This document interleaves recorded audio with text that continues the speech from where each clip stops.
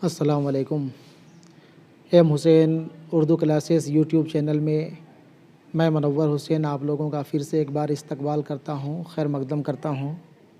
Jack के ज़रिए जारी किया गया उर्दू का मॉडल क्वेश्चन में ऑब्जेक्टिव क्वेश्चन और फिर उसके बाद सब्जेक्टिव में ग्रुप ए और ग्रुप बी, यानी कुल सवाल नंबर 46 तक के ऊपर आप लोगों से बातचीत हो चुकी है। आप लोगों को क्वेश्चन आंसर बताया जा चुका है, कराया जा चुका है। आज आप ग्रुप सी यानी कि लॉन्ग क्वेश्चन आंसर जो कि 20 नंबर का है उसका सवाल देखेंगे और साथ ही मेरे ज़रिए लिखे गए इसके जवाबात भी देखते जाएंगे।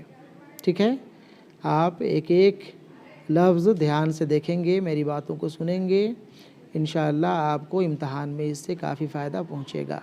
ठीक है, ठीक है। यहाँ पे ग्रुप सी सवाल नंबर 47 देखने से पहले यहाँ पे जो हिदायत दिया हुआ है उसे देख लें।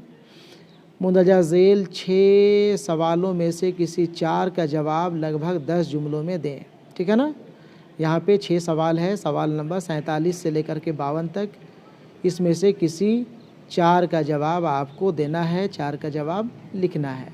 ठीक है, हर एक सवाल की कीमत आपके लिए 5 नंबरों का है। ठीक है, तो देखा जाए सवाल नंबर 47। सवाल नंबर 47 है, फ़ेल की कितनी किस्में हैं, कौन कौन, इनमें से किन्हीं 3 की तारीफ़ लिखें। ठीक है ना, फ़ेल की कौन कौन सी किस्में हैं और उनमें से किन्हीं 3 की तारीफ़ आपको लिखना है। ठीक है, जवाब देखें यहाँ पे 47 का जवाब। फ़ेल की मुंदरजा झेल 5 किस्में हैं। पहला फ़ेल लाजिम, दूसरा फ़ेल मुतअद्दी, तीसरा फ़ेल नाकिस, चौथा फ़ेल मारूफ़ और पाँचवा फ़ेल मजहूल। ठीक है, फ़ेल लाजिम। फ़ेल लाजिम वो फ़ेल है जिसमें काम का असर सिर्फ़ करने वाले यानी फ़ाइल तक ही महदूद रहे, जैसे नरगिस खाना खाई, अहमद सो गया। इसमें काम का असर फ़ाइल पर ही महदूद है।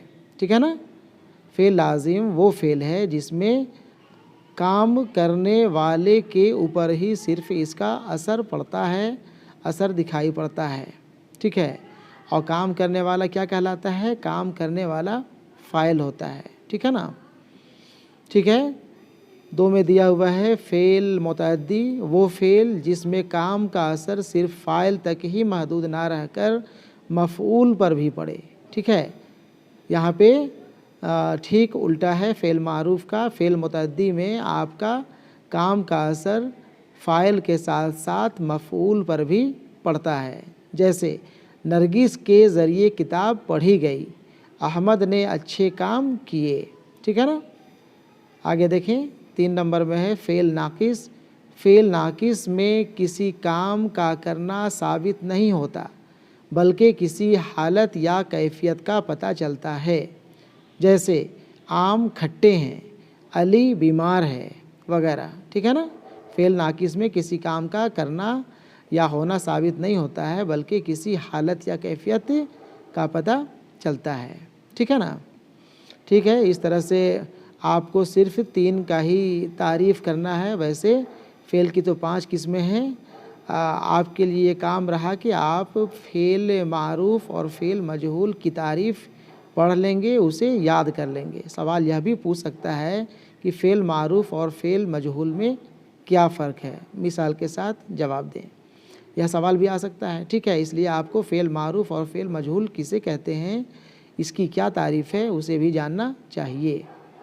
ठीक है, आगे देखा जाए सवाल नंबर 48।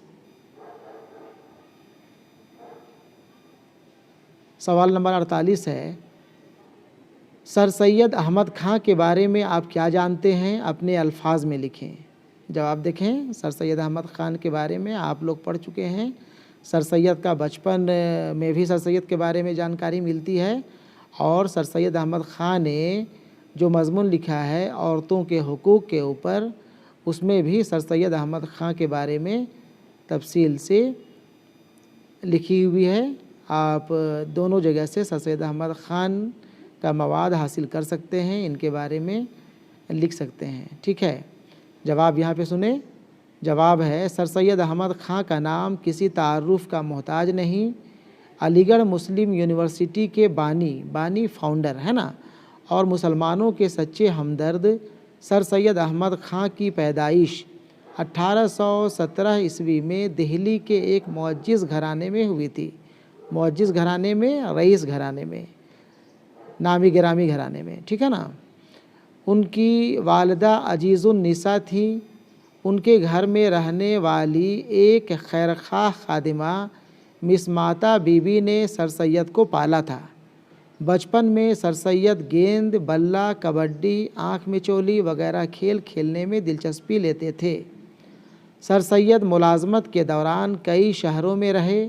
जब वो गाज़ीपुर में थे, उन्होंने साइंटिफिक सोसाइटी के नाम से एक अंजुमन बनाई।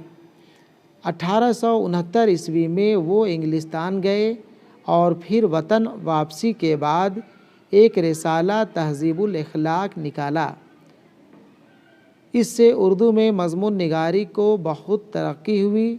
1878 ईस्वी में अंग्रेज़ी सरकार के ज़रिए इन्हें सर का खिताब मिला, इसलिए लोग उन्हें सर सैयद के नाम से जानते हैं। उनका इंतकाल 1898 ईस्वी में हुआ। ठीक है। सर सैयद अहमद ख़ान के बारे में काफ़ी कुछ लिखा जा सकता है, लेकिन यहाँ पे आपको लिमिटेड वर्ड्स में जवाब देने हैं, इसलिए इतना बहुत ज़्यादा काफ़ी है। आप इससे 2-4 जुमले कम भी लिखें तो भी कोई हर्ज नहीं, और इससे कुछ आप ज़्यादा भी लिख दें तो ठीक है। नंबर तो आपको 5 ही मिलना है, 5 से 6 मिलने वाला है नहीं। ठीक है, देख लेंगे, वक्त के हिसाब से आप जवाब लिखा करेंगे।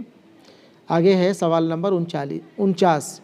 अल्लामा इकबाल की ज़िंदगी पर अपने अल्फाज में रोशनी डालें। ठीक है, इसका जवाब भी ठीक सर सैयद अहमद ख़ान की ही तरह लिखा जाएगा, लेकिन शर्त यही है कि आपको अल्लामा इकबाल को भी जानना पड़ेगा। ठीक है, जवाब देखें। 49 का जवाब, अल्लामा इकबाल की ज़िंदगी पर रोशनी। उर्दू के मशहूर व मारूफ शायर और कौमो मिल्लत के सच्चे हमदर्द मुफ़क्किर इस्लाम अल्लामा इकबाल का जन्म 1877 ईस्वी में सियालकोट में हुआ था। उन्होंने इब्तदाई तालीम मौलवी सैयद मीर हसन से फ़ारसी, अरबी और दीनवी की ली। आला तालीम उन्होंने बैरून मुल्क के कई बड़े यूनिवर्सिटियों से हासिल की। 1905 ईस्वी में वो इंग्लैंड, यूरोप का सफ़र करते हैं और फिर 1908 में हिंदुस्तान वापसी के बाद उनकी ज़िंदगी में, उनके सोच में बड़ा ज़बरदस्त बदलाव आता है और अब वो हुब्बुल वतनी के गीत गाना छोड़कर मिल्लत के सच्चे मसलह नज़र आने लगते हैं। उनकी आलमगीर मकबूलियत और इल्मी मर्तबे से मुतासिर होकर हुकूमत बरतानिया उन्हें सर के खिताब से नवाजती है। उनका इंतकाल 1938 ईस्वी में लाहौर में होता है। ठीक है ना। ठीक है, अल्लामा इकबाल, आप इनके नाम से बखूबी वाकिफ़ होंगे। इनके बारे में जो कुछ भी आप जानेंगे उसे लिख डालेंगे। ठीक है, वैसे पढ़ के जवाब दिया जाए तो ज़्यादा बेहतर है, लेकिन अगर नहीं भी आंसर आता हो, जवाब लिखना आता हो, तब भी कुछ ना कुछ अल्लामा इकबाल के बारे में लिखा जा सकता है। ठीक है। ठीक है, सवाल नंबर 50 है, दिए गए उन्वान में से किसी एक पर मज़मून लिखें। मज़मून लिखना है आपको कंप्यूटर के बारे में, मेरा गांव या फिर किसान के बारे में। ठीक है, 3 उन्वान यहाँ पे दिया हुआ है। तीनों में से किसी एक के ऊपर आपको मज़मून लगभग 100 लफ्ज़ों में 8-10 जुमलों में लिखना है। ठीक है, यहाँ पे मज़मून हम लिख नहीं पाए चूँकि अलग से मैं आप लोगों को मज़मून 2-4-5 वो लिखा दूंगा, पढ़ के सुना दूंगा, आप उससे प्रैक्टिस कर लेंगे। और वैसे यहाँ पे मेन चीज़ है आपको इम्तहान की अच्छी तैयारी के लिए लिख करके प्रैक्टिस करना। आप अगर ज़्यादा लिखे हुए होंगे, अच्छी तरीके से लिखे हुए होंगे, तो आप कंप्यूटर के बारे में कौन ऐसा स्टूडेंट्स है जो अभी के वक्त में नहीं जानता कंप्यूटर के बारे में 8-10 जुमला लिखा जा सकता है। उसी तरह मेरा गांव भी बिल्कुल आसान मौजू, बिल्कुल आसान टॉपिक है, इसके ऊपर भी बहुत आसानी से 8-10 जुमले लिखे जा सकते हैं। या फिर किसान, ठीक है ना, बिल्कुल आसान मौजू, आसान उन्वान यहाँ पे दिया हुआ है, आसानी से आप इन सब मौजू पे लिख सकते हैं। कोई परेशानी, कोई दिक्कत आपको मेरे ख़्याल से नहीं होनी चाहिए। बस शर्त यही है कि आपको बिना देखे लिखना आता हो, ठीक है। हम अभी भी आप लोगों से कहना चाहेंगे कि आप रोज़ाना कम से कम 2-4 सवाल देख देख करके ही लिखें, लेकिन ज़रूर लिखें। जब तक आप नहीं लिखेंगे, लिखने की प्रैक्टिस नहीं करेंगे, आप इम्तहान में बिना देखे नहीं लिख पाएंगे और आपको फिर इम्तहान में काफ़ी परेशानियों का सामना करना पड़ेगा, ठीक है। ठीक है, चलें आगे देखें। सवाल नंबर 51, सवाल नंबर 51 है, उर्दू ज़बान के आगाज़ व इर्तिक़ा पर मुख्तसर रोशनी डालिए, ठीक है ना। उर्दू ज़बान के आगाज़ व इर्तिक़ा यानी उर्दू ज़बान की शुरुआत कब हुई, कहाँ हुई और कैसे कैसे इसने फ़रोग़ पाई, उसके बारे में आपको लिखना है, ठीक है। सवाल नंबर 51 का जवाब यहाँ पे देखा जाए जो हम लिखे हुए हैं, उर्दू ज़ुबान का आगाज़ व इर्तिक़ा पर रोशनी। उर्दू ज़बान का आगाज़ व इर्तिक़ा को लेकर माहिरीन लिसानियात जो ज़बान के मुतअल्लिक़, लिंग्विस्टिक के मुतअल्लिक़ तहक़ीक़ करते हैं, वो माहिर लिसानियात कहलाते हैं। यहाँ पे उर्दू ज़बान को लेकर के भी काफ़ी एक्सपर्ट, काफ़ी माहिरीन ने इसके ऊपर छानबीन की थी। उन्होंने अपनी अपनी राय पेश की है। सबसे अहम नज़रिया उन सब में डॉक्टर मसूद हुसैन खां का माना जाता है, ठीक है ना।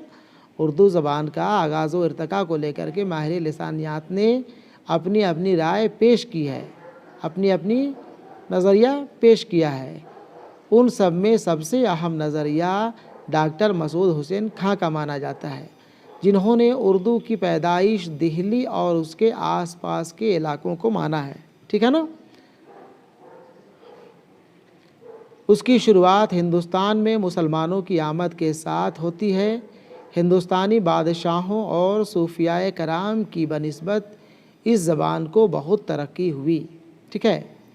उर्दू की इब्तदा दिल्ली और उसके अतराफ़ में हुई तो ज़रूर, लेकिन उर्दू ज़बान को इज़्ज़त व वक़ार और अदबी हैसियत सरज़मीन दक्कन में मिली, ठीक है।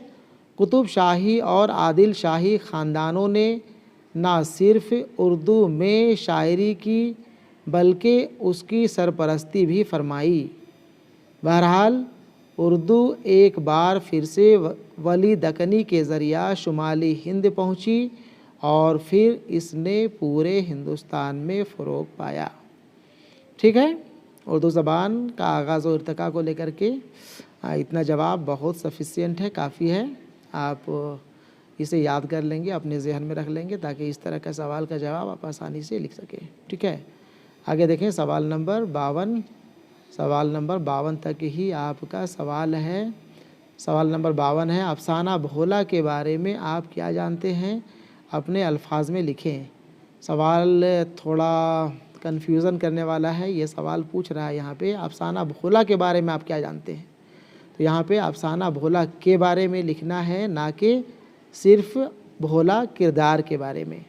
अफसाना भोला के बारे में आप क्या जानते हैं, इसे हम यूँ कहें कि अफसाना भोला का ख़ुलासा आपको लिखना है, ठीक है। अफसाना भोला में जो भी बातें कही गई हैं, जो ख़ुलासा है, जो अफसाना है, उसका सारांश, समरी, ख़ुलासा आप 10 जुमलों में लिखेंगे, ठीक है। ठीक है, बस इतना ही आज के लिए, इतना ही काफ़ी है। और सवाल नंबर 52 का जवाब आप ख़ुद लिखने की कोशिश करेंगे। अफसाना भोला जब आप उलट के देखेंगे तो आपको इसके बारे में जानकारी मिल जाएगी। आप वहाँ से अफसाना भोला का ख़ुलासा लिख लेंगे, ठीक है। ठीक है, बस इतना ही आज। आज हम लोगों का सब्जेक्टिव पोर्शन भी वो मुकम्मल हो गया। अब इंशाअल्लाह फिर आने वाले दिनों में अगर वक्त मिला तो और प्री बोर्ड एग्ज़ाम का जो क्वेश्चन होगा उसके ऊपर भी आप लोगों से बातचीत मैं करूँगा। ठीक है, ठीक है। अल्लाह हाफ़िज़।